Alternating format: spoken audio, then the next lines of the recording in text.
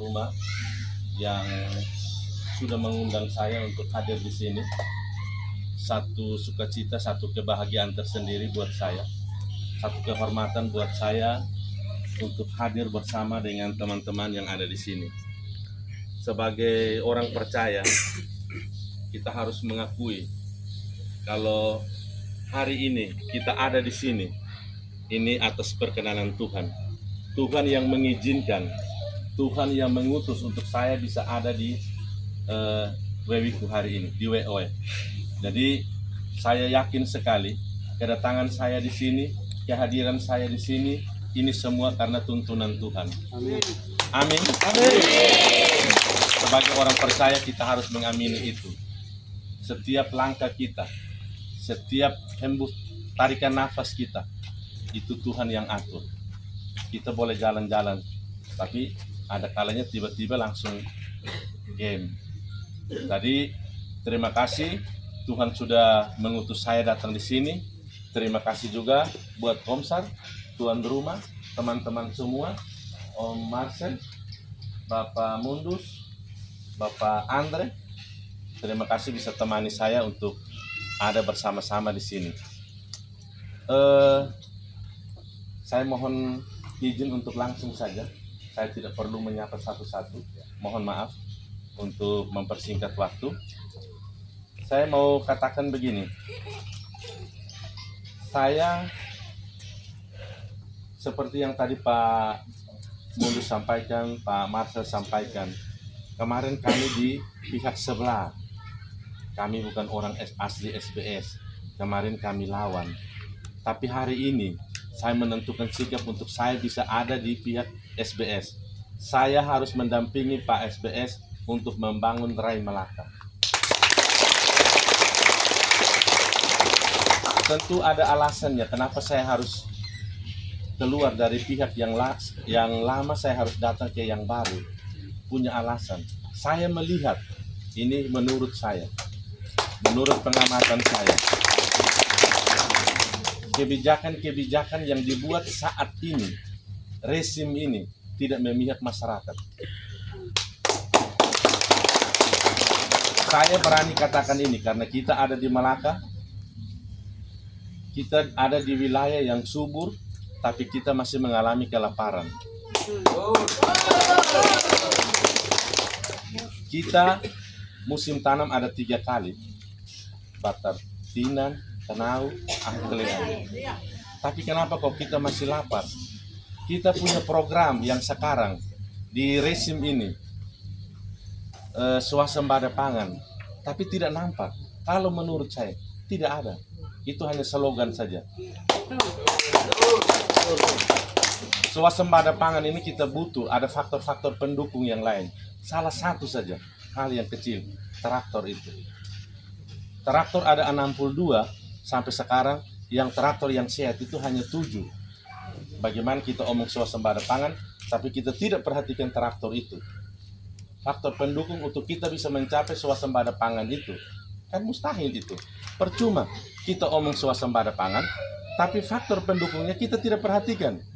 Yang kedua, irigasi.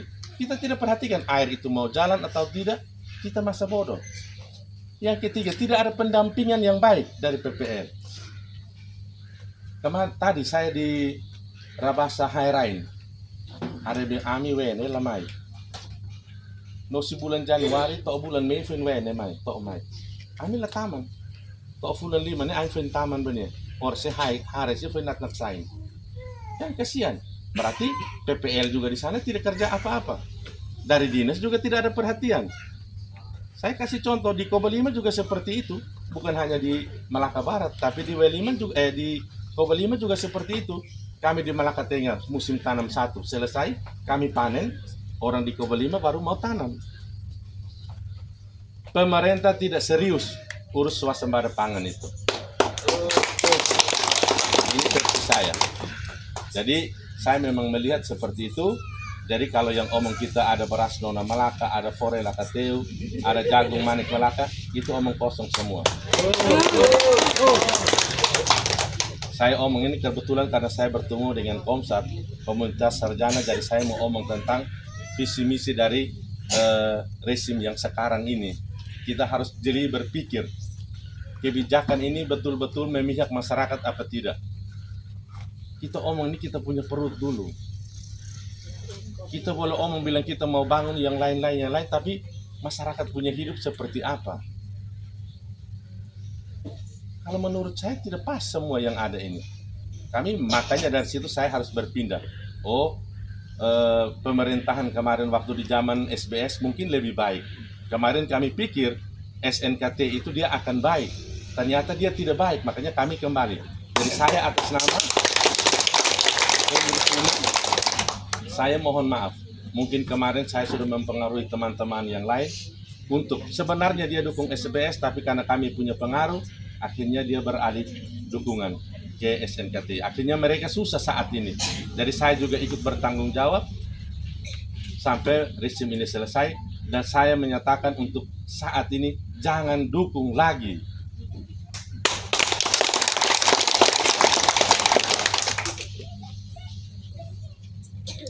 Perhatian pemerintah. Kita tahu kita daerah di sini daerah rawan banjir. Tapi perhatian pemerintah tidak ada alokasi dana yang pas, yang baik untuk kita mengatasi banjir itu seperti apa. Dulu zaman SBS, dana BTT itu disiapkan sekitar paling minim itu 15 M. Jadi kalau di saat banjir, pemerintah bisa dengan leluasa, oh ini kita bikin tanggul, ini kita bikin beronjong, ini kita kasih bantuan.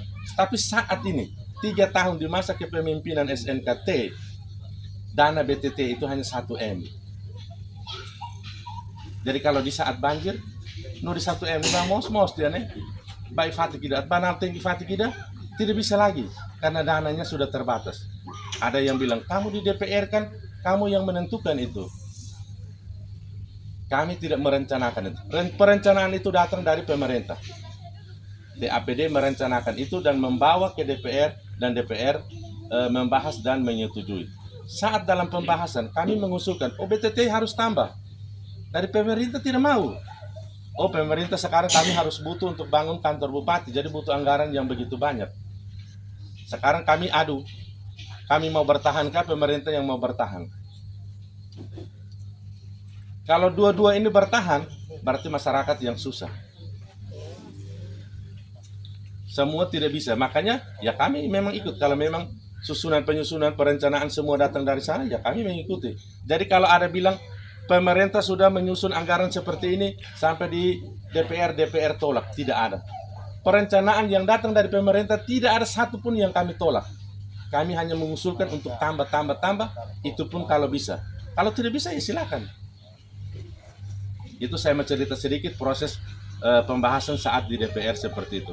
Jadi ada yang bilang begini, DPR kamu di sana bikin apa saja? Kebetulan saya juga jadi banggar. Saya ada di Komisi 3 bersama Pak Mundus. Jadi kami sering berhubungan dengan dinas-dinas teknis itu.